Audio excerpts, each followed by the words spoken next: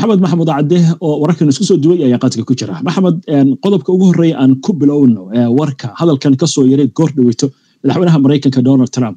madaxweynaha Mareykanka ayaa sheegay in laga yaabo in uu weeraro Iran iyo in laga yaabo in uusan weerarin barnaamijkeeda nuclearka. wuxuuna hoosta ka xariiqay in Iran in wada xaajood lala yeesho oo ay dowladda Mareykanka la yeelato. arrintaasi waxay ahayd mid hore. arrintan wada xaajoodka ayaa waqtigeedu laga gudbay buu leeyahay. welise waxaa muuqata buu leeyahay waqti lagu joojin karo dagaalka, waa sida hadalku dhigay. waxaa kaloo uu xusay in Iran aynan nidaamkeeda cirka uunan si fiican u shaqaynin. ma hubo buu leeyahay ilaa iyo inta ay Iran dagaalka sii wadi karayso. sida laga soo xiganayo Trump, Israa'iil ayaa hawada sare ee waddanka Iran si weyn u xakamaysa. hawl fiicanna way wadaan buu yiri sida hadalku u dhigay. waxaa kaloo uu sheegay madaxweynaha Mareykanka in Iiraaniyiintu ay la soo xiriireen ina sheegay inay aad uga niyadjabsan yihiin xaaladda ayna rabaan inay arrintan ka daaleen, doonayaan shuruud la'aan inay isdhiibaan. Trump ayaa waxa uu hadalkiisa ku daray waxa hadda socda maaha waxyaabo muujinaya tillaabooyin ay dowladda Mareykanka horey uga qaaday waddanka Iran. waxa uu ku nuxnuxsaday dowladda Mareykanka inayna marlaba aqbali doonin in waddan uu khatar geliyo uu burbur ku geysan karo isagoo maldahaya inuuna Iran u ogolayn hub nuclear. waxaa kaloo uu sheegay in Iiraaniyiinta ay la soo gudboonaatay dhibaato dhab ah. wuxuuna u soo jeediyey inay aqalka cad oo asaga ka taliya yimaadaan. Iiraaniyiintu muddo badan ayay noo hanjabayeen buu yiri sanado badan ah. wuxuuna intaas ku daray toddobaadkan dabiiqadiisa ayaa muhiim u ah Iran. waxaana laga yaabaa intuuna toddobaadka dhammaanin in ay wax dhacaan. Iranna waxa ay doonaysaa inay anaga heshiis nala gaarto. kuwa sidoo hadal ku dhigay. waa gartay. maxamed, inkastoo hadalladaas uu leeyahay madaxweynaha Mareykanka Donald Trump, haddana dhanka warbaahinta Mareykanka waxay soo tabinaysaa dhaqaaqyo socda oo la xiriira abaabul xagga dagaalka ah. maxaynu ka ognahay warkaas? warbaahinta reer galbeedka qaar ka mid ah soo xiganaya ilo xogogaal ah oo sheegaya in maamulka Mareykanka uu ka baarandegayo dhowr khiyaar marka ay timaado waddanka Iran, oo ay ku jirto in uu ku biiro dagaalka Israa'iil ee ka dhanka waddanka Iran isagoo oo duulaan ku qaadaya agabka nuclearka ee waddanka Iran. waa gartay. dabcan hadalka Trump waa sii falanqayn doona qaybta falanqaynta. dhanka Iran aynu eegno magaalada Tehran waxaa laga soo warinayaa qaraxyo inay ka dhaceen. Israa'iilna waxay leedahay goobo ayaan beegsanay. maxaa laga ogyahay qaraxyadaasi maxamed? wararka wakaaladda wararka Iran ayaa sheegaya in Israa'iil ay bartilmaameedsatay xarun ay leedahay laanqeyrta cas ee waddanka Iran, dhismahaas oo ku yaalay magaalada Tehran. Israa'iil ayaa hore u cayintay aagga ama xaafadda lagu magacaabo 18 iyo xaafadda lagu magacaabo 3 inay dadka ka baxaan, laakiin uma muuqato dadka Iran in ay ka baxayaan xaafadooda.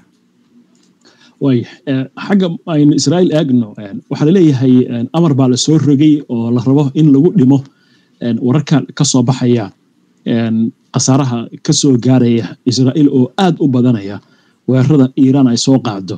arrintaasi oo la sheegay inay gelisay dadka fajac iyo yaab dood adag ay ka dhalatay. muxuu yahay amarkan cusub oo soo baxay maxamed? Israa'iil ninka u qaabilsan faafreebka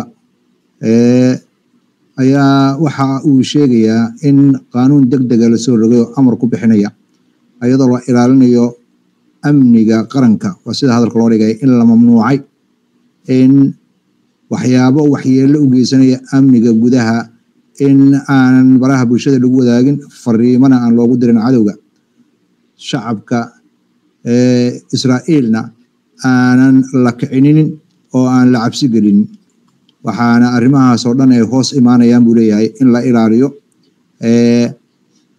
damiirka qaranka. waa sida hadalku u dhigay marka la isticmaalayo baraha bulshada. waxaana muuqata maaha markii ugu horreysay Israa'iil ee suxufiyiinta ay xakameynayso. haddana waxay u gudubtay inay xakamayso dadka isticmaalaya taleefanadooda oo ku qaadaya sawirada fariimahana isu diraya. way xagga Mareykanka dib aan ugu laabano. waxa la leeyahay Trump waa lagu haystaa dagaalkan sharci dejiyaashii iyo dadkii caadiga ahaa xitaa dad badan oo yuhuudda ayaa kasoo horjeeda la leeyahay maxaa ugu dambeeya dhinacaas yuhuud xoogaal ayaa sheegaysa in 45 qof oo ka tirsan aqalka wakiilada waddanka Mareykanka ee Congress-ka oo aanan siyaasadda socota aanan raalli ka ahayn inay ka dalbanayaan madaxweynaha Mareykanka iyo xogayaha arrimaha dibadda in ay ka soo bixiyaan muwaadiniinta Mareykanka waddanka Israa'iil sababaha keenayana waxa weeye xaaladda ayaa sii adkaanaysa markay timaado cunnada markay timaado korontada markay timaado ammaanka marka ay timaado xataa inaan lagu badbaadayn goobaha bombooyinka laga gabado kadib markii ay soo shaacbaxday in goobaha loogu talagalay dadka qaarkood inay nugul yihiin oo gantaalada ay kasoo disayaan kuwa weliba gaar ahaan daaraha waaweyn hoostooda ka dhisan waa gartay waayahay markana xagga Iran aan dib ugu laabanno inkastoo Israa'iil ay isku dayayso inay burburiso xarumaha nuclear-ka laakiin dagaalkan socda habeenkii 7 ilaa hadda waxa la leeyahay ma burburin xarumihii nuclear-ka mas'uuliyiinta Iran arrimahan ka hadashay maxay sheegaan madaxa u qaabilsan barnaamijka nuclear-ka ee waddanka Iran Maxamed Islaami ayaa waxa uu sheegayaa in xaaladda kaabayaasha nuclear-ka ee waddanka Iran inay fiican yihiin kadib markii laga gudbo in Israa'iil duqeyn u geysatay qaar ka mid ah goobahaasi Islaami ayaa waxa uu sheegayaa in goobaha nuclear-ka qaarkood iyo kaabayaashooda ay si fiican u shaqeynayaan dadka ka shaqeynayana ay niyadooda aad u wanaagsan tahay shaqadoodana ay wataan isla Iran inteena ka bixin arrinta ugu muhiimsan waxa weeyaan gacankan Hormuz saameynta ku dhici karta oo la leeyahay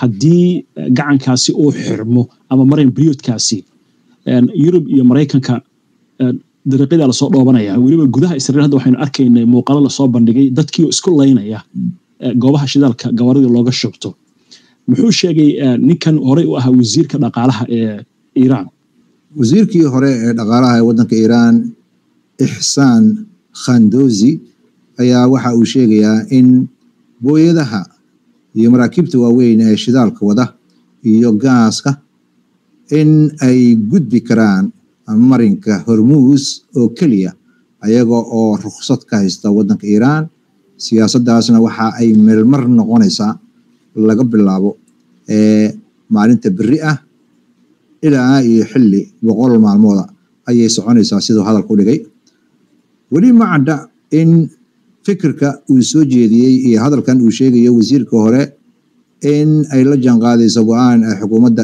Iran qaadatay iyo in kale laakiin waxa muuqata inay u muuqato in fikirkiisa shakhsiga oo bixinayo la xiriirta arrintan waa gartay waayahay waan u imaan doonaa qaybta falaqaynta wararkaana oo dhan xagga Gaza aynu eegno warbaahinta Israa'iil waxay leedahay dhacdo weyn ayaa ka dhacday Mareykanka Gaza xoogag iska caabintina warbay soo saareen maxaynu ka ognahay waxa ka socda halkaas wararka Israa'iil ayaa sheegaya ama ku waramaya in isku dhacyo xoog leh ay ka socdaan Mareykanka Gaza ciidanka Israa'iil ayaa khatar xoog leh oo amni la kulmay ayaa leeyahay markii lagu yiraahdo khatar xoog leh oo amni waxa weeye askarta Israa'iil ayaa waxyeello gaartay waxaana si dhow ay ula socdaan waxaana socota oo meesha lagu arkay diyaarad ka shaqeynaysa badbaadinta la geeyay dad Ikhloof isbitaalka la yiraahdo dhinaca kale ka taabir qasam oo ay wada shaqeynayaan Saraaya Qudus ayaa maareeyay inay toogasho ku dilaan